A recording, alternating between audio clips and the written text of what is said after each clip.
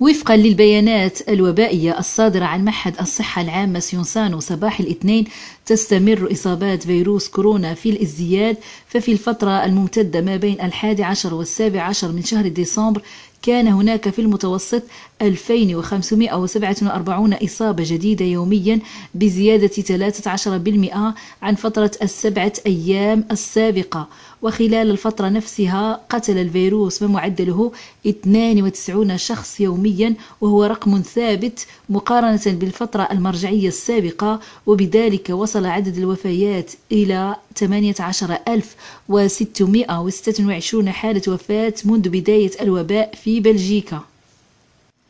بالنسبة أيضا لمنطقة بروكسل، فقد سجلت في المتوسط 169.7 حالة جديدة في الفترة الممتدة ما بين 11 و17 من شهر ديسمبر، أي بنسبة ارتفاع قدرها 12% ومقارنة بالأسبوع الماضي، وهذا شيء مقلق يلاحظ منذ يومين في العاصمة بروكسل.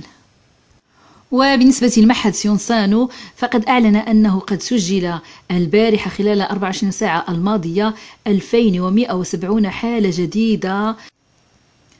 والارتفاع الحالات في بلجيكا يلاحظ في جميع المناطق، ولكن هناك مناطق تعرف ارتفاع أكثر. بالنسبة للمنطقة الفلامنكية فنسبة الارتفاع بها 18%، بالنسبة للعاصمة بروكسل نسبة الارتفاع فيها 12%، وكذلك بالنسبة لمنطقة لوالوني نسبة الارتفاع وصلت 6%. وحسب المحافظات فهناك محافظات التي تعرف ارتفاع أكبر من الأخرى. مثلا في منطقة نامير الارتفاع يصل إلى 26%، من تأتي أيضا أنفيرس بنسبة 29%، وكذلك المنطقة الفلامانية الغربية بنسبة 21%. وقد سجل أيضا انخفاض لحالات العدوى في منطقة لو إينو في المنطقة الوالونية، وكذلك لوكسمبورغ، وكذلك في منطقة بغابون فلامون. ولكن في جميع الحالات المناطق التي تعرف دائما الازدياد ملحوظ هي منطقة أنفيرس تأتي في المرتبة الأولى، تتبعها كل من المنطقة الفلامانية الغربية وكذلك منطقة الفلامانية الشرقية. Le nombre d'infections continue d'augmenter, mais depuis quelques jours, elle n'augmente pas plus vite. Ceci reste malgré tout une source de préoccupation, bien sûr. Toute augmentation de ces chiffres est une source de préoccupation, mais nous n'assistons pas actuellement à ce que voient d'autres pays qui nous entourent en Europe, avec des augmentations beaucoup plus importantes. Les hospitalisations, comme les décès, restent relativement stables, mais malheureusement à un niveau qui est encore nettement trop élevé. Si on s'intéresse, comme sur la première diapositive, à la moyenne des nouveaux cas sur les 7 derniers jours, on se rend compte que nous avons eu 2547 nouveaux cas par jour. Ceci est une augmentation. C'est une augmentation de 13%, on l'a déjà dit. Une augmentation qui est assez stable au cours des derniers jours. Elle fluctue entre 11 et 12% à peu près. Globalement, une partie de ces nouveaux cas sont liés au fait que l'on teste plus. On teste plus puisqu'on a atteint ainsi 37 558 tests par jour, soit un bon 5 600 tests en plus qu'il y a une semaine, 18% en plus. Un point favorable, c'est que le nombre de tests qui reviennent positifs est en lente mais constante diminution et que ces tests positifs font actuellement 7,8% du total des tests qui sont pratiqués. L'augmentation du nombre de nouveaux cas dont nous vous parlons est présente dans toutes les régions. Il n'y a plus de régions qui sont en diminution, tout est en augmentation, avec 18% en Flandre, 12% à Bruxelles et 6% en Wallonie. Comme vous le voyez sur la carte, les plus fortes augmentations sont dans la province d'Anvers avec 29%, aussi dans la province de Namur avec 26% et en Flandre occidentale avec 21%. On a un quasi statu quo ou une très discrète diminution des chiffres dans le Luxembourg, le Hainaut et le Brabant flamand. En nombre absolu, comme on le dit depuis déjà maintenant pas mal de jours, le plus grand nombre de cas est toujours observé dans la province d'Anvers, suivi des deux Flandres. Comme vous le marquez, tant en pourcentage qu'en nombre de cas, la situation est plus marquée au niveau de la province d'Anvers. Ceci est probablement lié au fait qu'elle a été touchée par plusieurs flambées, tant dans les maisons de repos et de soins que dans les hôpitaux.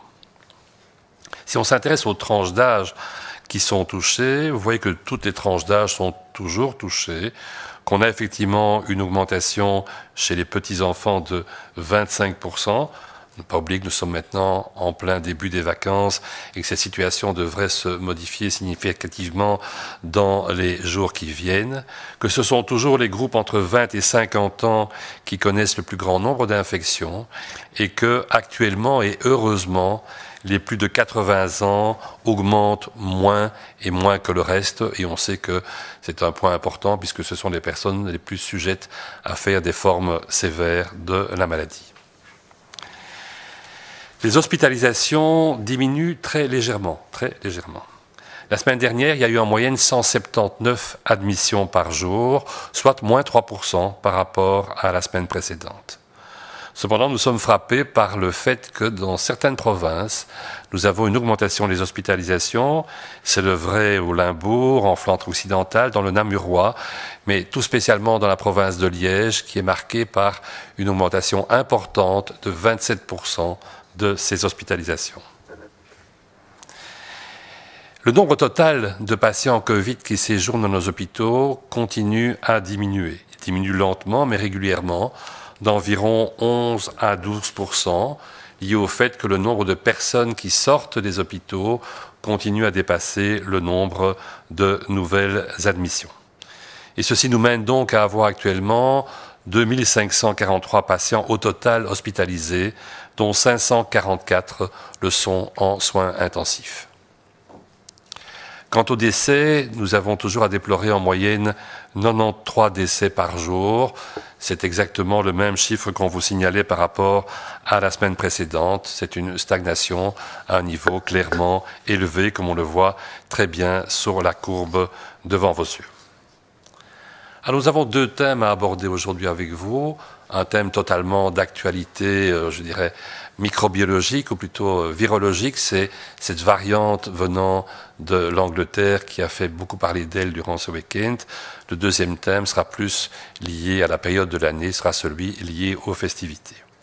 Alors si on commence par le thème lié à la nouvelle variante, à la variante UK de ce virus, bien vous savez qu'effectivement, une nouvelle variante a été repérée depuis le mois de septembre d'ailleurs, en Grande-Bretagne, et elle se propage en Grande-Bretagne essentiellement dans le sud et le sud-est du pays, et en l'occurrence, entre autres, aux environs de Londres. Elle y forme actuellement de l'ordre de 60% des nouvelles infections. Cette variante n'est pas limitée à la Grande-Bretagne, elle a été repérée à d'autres endroits de par le monde, et entre autres aux Pays-Bas et en Belgique. Il faut savoir qu'il n'y a pas que cette variante-là qui circule, il y a d'autres variantes qui circulent dans notre pays comme dans d'autres pays. Il faut savoir qu'avec ce type de virus, qui est un virus à ARN, il est tout à fait normal qu'apparaissent de nouvelles variantes constamment.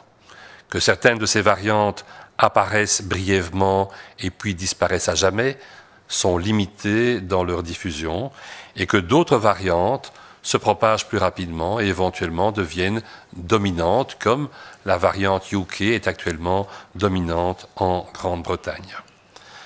Cela peut avoir trait soit au fait que cette variante profite de nos contacts sociaux, profite de nos comportements et se propage ainsi rapidement dans la population. Cela peut avoir trait aussi au fait que, dans certains cas, certaines variantes peuvent se transmettre plus facilement, être plus facilement infectieuses pour quelqu'un. Cette contagiosité augmentée est possible, mais n'est pas encore certaine pour la souche qui est maintenant dominante en Grande-Bretagne. Il faut encore attendre un certain nombre de données et de recherches pour savoir si réellement elle est plus contagieuse. Rien en tout cas ne nous montre qu'elle soit plus virulente, plus agressive, plus dangereuse pour notre santé. Rien ne nous montre qu'elle empêche que les vaccins nous donnent une immunité contre le Covid marquée par cette variante. Le fait que cette souche ait été identifiée au Royaume-Uni est principalement lié au fait que le Royaume-Uni a l'un des programmes de recherche et de surveillance génétique les plus performants et les plus complets au monde.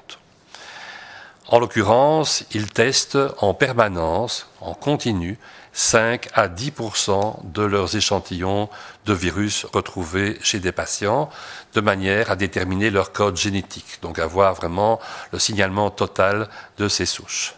Ça leur permet, en l'occurrence, de détecter beaucoup plus rapidement l'apparition de nouvelles variants que la plupart des autres pays. Beaucoup d'autres pays sont beaucoup plus limités dans le pourcentage de souches qu'ils étudient ainsi en profondeur.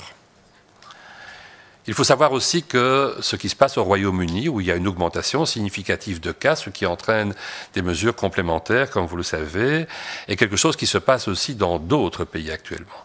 Et qu'il ne faut pas aller chercher loin pour trouver des exemples d'augmentation significative. C'est le cas à côté de chez nous, chez nos voisins hollandais. C'est le cas au nord, au Danemark. C'est le cas dans le centre de l'Europe, en Tchéquie et en Slovaquie. Nous sommes actuellement dans une période de l'année totalement propice pour les virus respiratoires.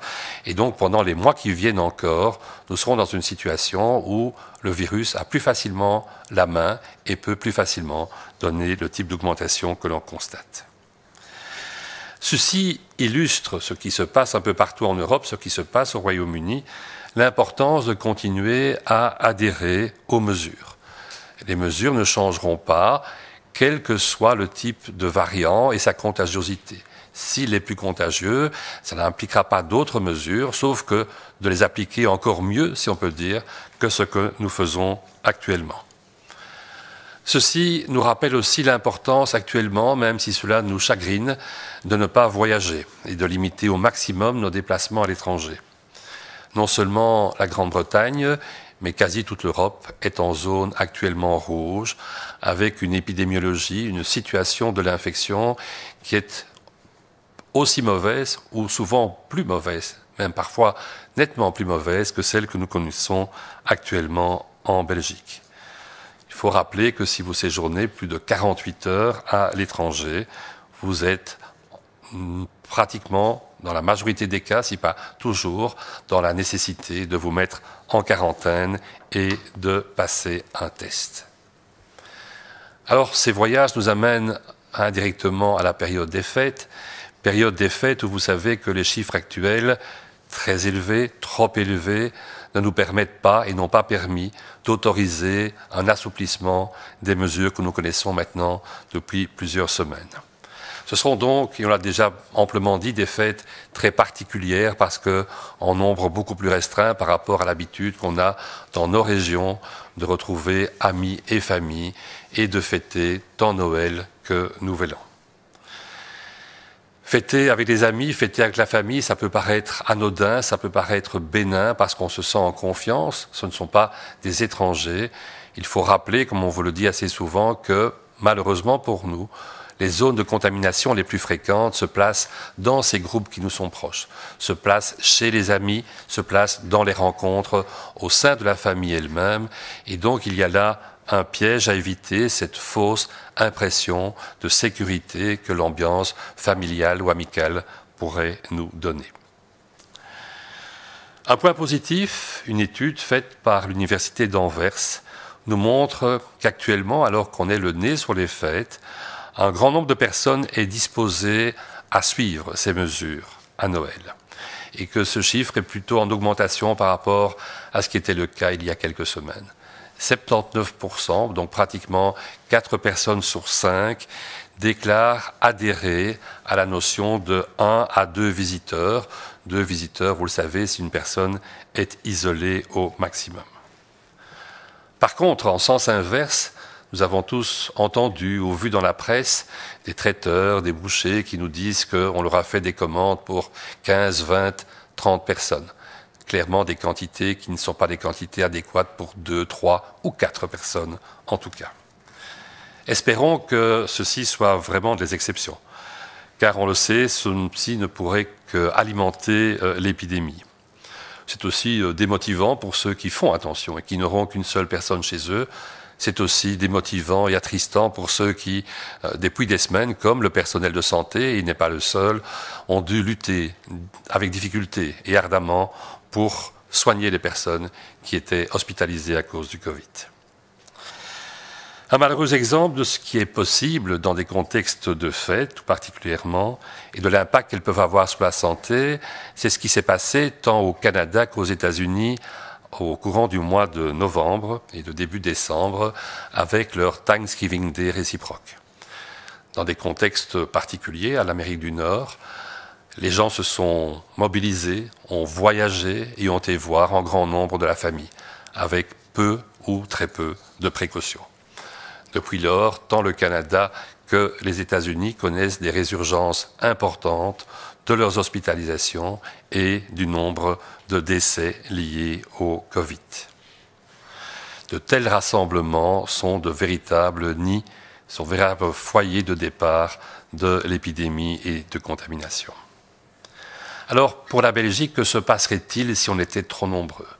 Eh bien, pour vous donner une idée, des modèles ont été faits montrant que dans la situation belge actuelle, si 20% des personnes invitent 4 personnes en plus pour les fêtes de Noël ou de Nouvel An, nous ne pourrions atteindre le seuil des 75 hospitalisations par jour qu'avec un mois de retard, faisant payer d'1 mois supplémentaire de confinement, si pas de mesures renforcées, le fait d'avoir profité pendant un jour d'être un peu plus nombreux.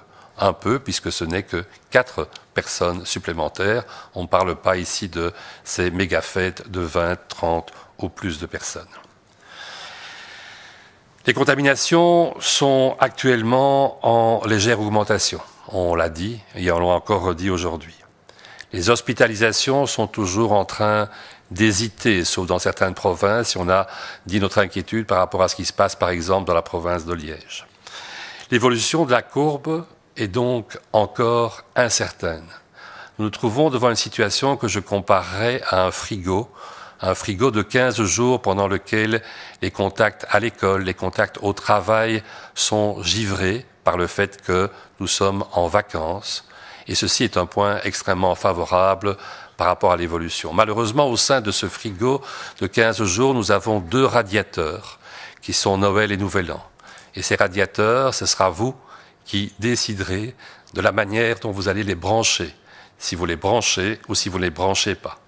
Si vous ne les branchez pas et que nous restons dans notre frigo, nous pouvons avoir effectivement à la sortie de ces 15 jours une évolution de la courbe qui soit favorable et qui permette d'éviter des mesures supplémentaires.